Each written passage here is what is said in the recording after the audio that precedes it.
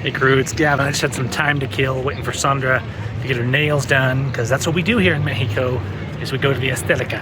And I'm just walking around and I thought, you know what, let's do kind of an inventory. Let's do a little audit of how many people are still doing face masks down here, because people keep asking me. I'm gonna switch this.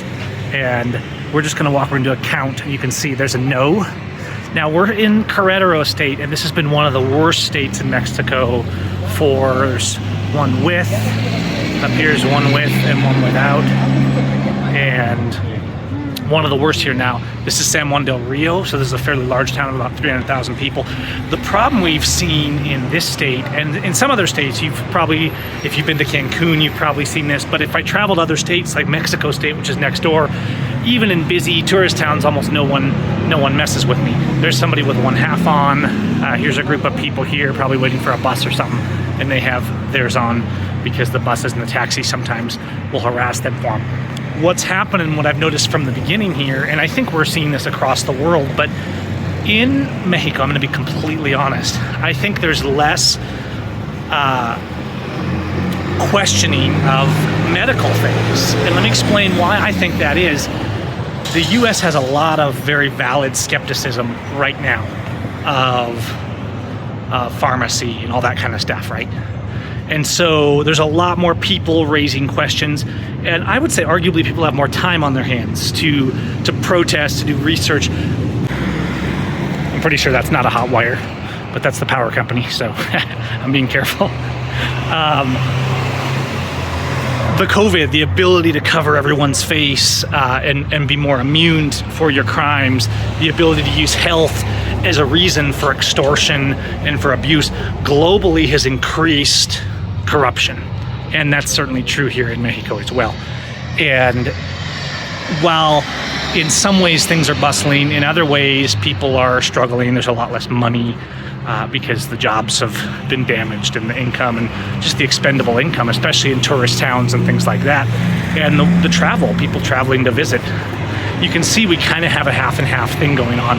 This is centro of a pretty major city. Now, if you went out into a more rural city, or if you went outside of Querétaro State, you'd actually see a lot less. So if you go into a corporate store like an OXXO or something over here, they're always going to harass you because they believe in the game, they believe in the system, and they're playing the game with the officials. On the other hand, if you go into a little mom and pop store, even here in most of these areas, they're not going to say anything. And if they get cranky and be jerks about it, I'm going to be like, bye, I'll go somewhere that's sane and that's not rude, you know. So you can see that there's sadly still a lot of people wearing these. What I think, back to my original point, is that people are falling for these face covers. Some people I think believe. I think most people, they just don't want to fight. They don't want to be chastised. And the businesses have been coerced into enforcing them literally by force. If you don't play the game with the health department that's promoting this, in this state in particular, they show up with cops and guns and say they're going to close your business down if you don't do what they say. Now, so I don't fault a business for putting up a sign because they're being threatened. I do fault a business if they're rude to me and act like they believe in it, right? If they treat me like dirt because of it, that's no good. I'm not going for that. But in a city like this, we're kind of seeing this half and half thing. If you go into the corporate stores, they will just straight up harass you and not sell to you. I think because of the more litigious about civil rights and about everything in the US is more litigious. It's easier to file a lawsuit, things like that. So I think there's more fear from these stores and stuff to try and force people to do anything.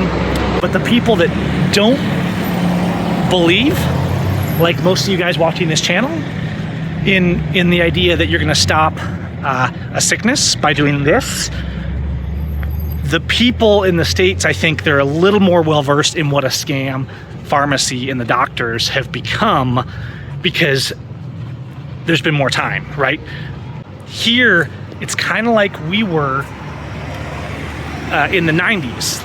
Imagine a country that's 20 years behind on realizing they're being shystered by all these pharmacies and stuff. Because remember, this is still a country where you can go to a corner shop that's advertising herbs to cure cancer, and that's not against the law here. So in a lot of ways, there's a lot more personal freedom and health freedom. But at the same time, people also think, oh, the modern medicine, good. And sure, there's skepticism to things like the jab and things like that down here. But it's not quite as widespread. And I don't think the communication and the education on it is quite as out there down here as you see as the discussion, the conversation. And of course, the social media conglomerates and their propaganda have done a lot of work to suppress the discussion in the English-speaking countries as well. But I think there's a little bit more of, you know what, we got things to do, we're surviving, and we don't want to fight. And that's a little bit of a Latin culture thing. I've explained before that Latinos will protest like crazy. When the line is crossed, they'll start burning government buildings. And so if they get mad enough, but they'll also tolerate a lot. Whereas we have more of a culture, at least in the US, and I would say Europe in general, of if you piss me off, I'm gonna throw a tantrum right in the middle of the government office. Here, there's more of a culture of we have to be calm and we have to be polite until the line is crossed, and then all bets are off. Whereas in the US, the line is never really crossed because we know if we actually do a real protest that gets serious and puts some fear into the government, that they'll shoot us or put us in prison. And while that happens sometimes down here, a serious protest gets a lot more serious, and the government doesn't get away with the narrative of saying, oh, all these protesters are terrorists. We don't have the left-right divide quite as strong where they can just pit us against each other all the time. I'm seeing more people in the big cities comply. As soon as you get into the more rural areas, they kind of ignore it, which suggests that really what I see, even the rural areas of a town like this, if you go out into the side, this is the centro area. If you go out away from centro, people are ignoring it a lot more. So it's kind of measured directly by how close it is to the government officials that are going out and harassing people. And the people that are getting harassed less, the smaller stores, things like that, they care a lot less because it really comes down to fear and extortion. The government's using fear to extort and control the people.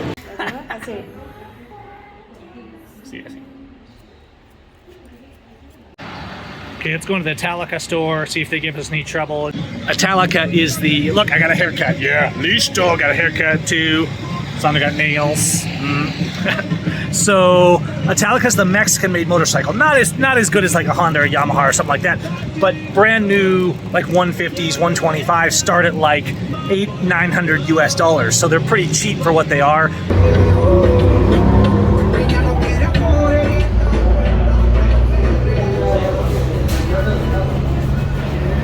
Take a look at it.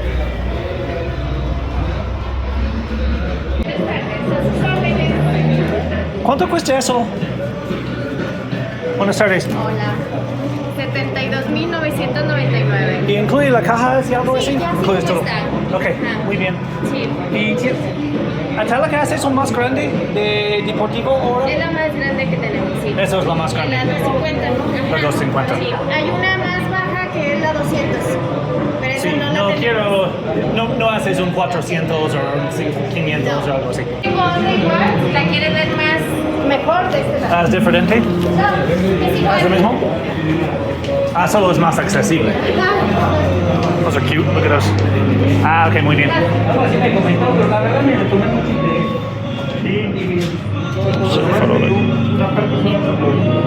Yeah, it's not bad. I mean, it's only a 250, but that's what, 50? That's 3,000. That's about 3,000, like $3,200.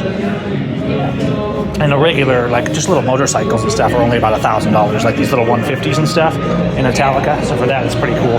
These mopeds, I think, are about 1,500. Okay, muy bien. ¿Y qué es la garantía de eso? 2 años. Gracias, señorita. Vamos a platicando. Muy bien. So what's the bottom line and the point I made this video? People are always asking me, well, do they have masks? Do they enforce masks?